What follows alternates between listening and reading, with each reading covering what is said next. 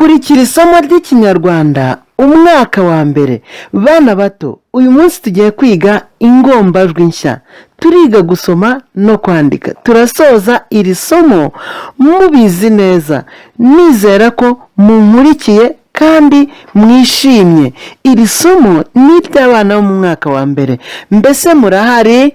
Yego. Aha, kuba rero muhari mwiteguye, nizere ko mufite amakaramu yanyu, mufite amakaye yanyu, mbese mwiteguye neza. Mbese muriteguye neza? Yego. Aha, hanyuma rero uyu munsi tugiye kwiga ingombajwi yitwa ha. Turiga ingombajwi ha. Hanyuma rero mbere yuko dukomeza, ndagira ngo mbibutse inyajwi twize ubwashize.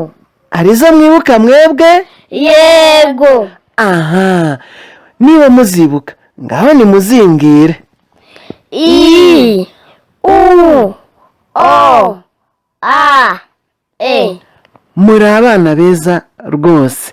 Inyajwi z'ikinyarwanda ni I, U, O, A, E. Nizera ko abana aho muri hose, mwaba mwicaye mu busitani, mwaba mwicaye mu ntebe muri salo mu rugo, mwaba muri hanze mu mbuga, muri cyangwa se gukubura ariko ufite umwanya wo kureba aka kavideo, nizera yuko nawe uhise wibuka inyajwi z'ikinyarwanda. Hanyuma rero dukomeje kandi ndabibutsa ingombajwi twize ra, ka, ba, na, ma, ga, ya, ta, za. Ubushize duheruka kwiga ingombajwi za. Mbese isomo ryababereye ryiza? Yego. Ni byiza cyane rwose, erega muri abahanga. Ngaho rero nimunyibutse izo ngombajwi namwe, ngaho nimuzisubiremo niba muzibuka. Ra, ka, ba, na, ma, ga, ya, ta, za. Mbega ukuntu muri abahanga. Mwakongera gusubiramo rimwe? Yego. Ngaho nimusubiremo. Ra, ka, ba, na, ma, ga, ya, ta, za.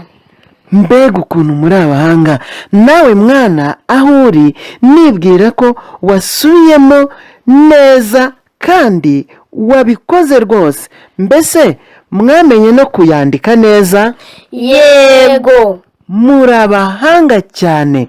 Nka mama wanyu ubara uruhande, cyangwa papa, cyangwa undi muntu wese ubafasha mu gukurikira amasomo. Hanyuma rero kugira ngo muze kumva neza ingombajwi turi kwiga uyu munsi, ngiye kubabwira agakuru. Mbese muriteguye kumva agakuru? Yego. Ni byiza cyane. Ngaho rero tega amatwi wumve agakuru. Habimana na Hogoza ni abayobozi.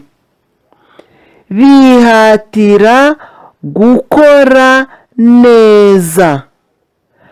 Baharanira amahoro no guhana abahohotera abana. Ndasubiramo agakuru. Habimana na Hogoza ni abayobozi. Bihatira gukora neza. Baharanira amahoro no guhana abahohotera abana. Bana bato, mbese agakuru karabashimishije? Yego. Aha, hanyuma rero ngiye kugenda nsoma gahoro gahoro. Ijambo nsoma namwe murisubiramo. Habimana na Hogoza. Habimana na Hogoza ni abayobozi.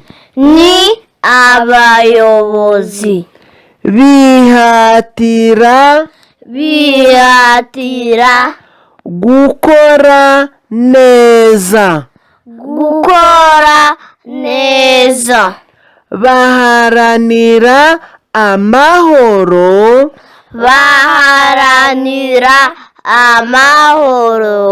no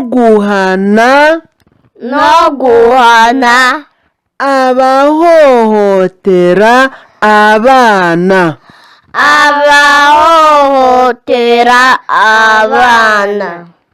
Bana bato, nyuma yo kubasomera aka gakuru, reka turebe utubazo duke. Mbibutsa ko turi kwiga ingombajwi H. Mbese mwayibonye aho igiye yandikishije ibara ry'umutuku? Yego. Iriya niyo yitwa H. Nsaba ko ababyeyi banyu babari uruhande babafasha kuyandika neza, kuko ndabizi ko rwose muri busoze iri somo muri abahanga. Aha, ngiye rero kubabaza utubazo duke. Amazina y'abayobozi ni ayahe? Habimana na Hogoza. Mbega ukuntu mwakurikiye neza agakuru, mbega nanjye biranshimishije rwose. None se baharanira iki? Amahoro. Ngo baharanira iki? Amahoro. Mbega ukuntu mwakurikiye agakuru, muri abahanga rwose, ndabashimye. Mbega hanyuma bahana abakora iki? Abahohotera abana. Mbega ukuntu mwakurikiye neza agakuru rwose. Hano amazina y'abayobozi twavugaga musubije neza ni Habimana na Hogoza. Hanyuma baharanira amahoro, bahana abahohotera abana. Rwose mwabisomye neza. Mbibutsa ko turi kwiga ingombajwi H. Musubiremo. Ingombajwi H. Yego rwose. Hanyuma turakomeje. Mbasaba gukurikira neza, icyiciro gikomeje, kubera ko ni hahandi twiga gukora imigemo. Ni ukuvuga tugafata iyo ngombajwi tukayihuza n'inyajwi bikabyara ijwi. Dore nk'ubu ngubu twafashe H twongeraho I, ni ukuvuga H yihuje na I dusoma hi. H yihuje na I dusoma hi. Ahandi H yihuje na U dusoma hu. Ngo H yihuje na U dusoma gute? Hu. Aha. Ahakurikira H twayihuje na O. Hanyuma turabona ijwi ryitwa ho. H yihuje na O turabona ijwi ryitwa gute? Ho. Muri kumva neza, yitwa ho. Hanyuma ahakurikira H yihuje na A turabona ijwi ryitwa H. Ngo H yihuje na A turasoma gute? Ha. Ni byiza cyane. Hanyuma H yihuje na E turasoma he. Ngo H yihuje na E turabona ijwi ryitwa gute? He.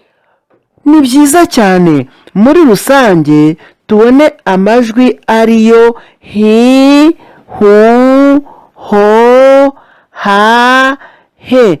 Ndagusaba usubiremo aya majwi mashya tumaze kubona. Ngo ni ayahe? Hi, hu, ho, ha, he. Nibyo cyane. Ayo majwi niyo hi, hu, ho, ha, he.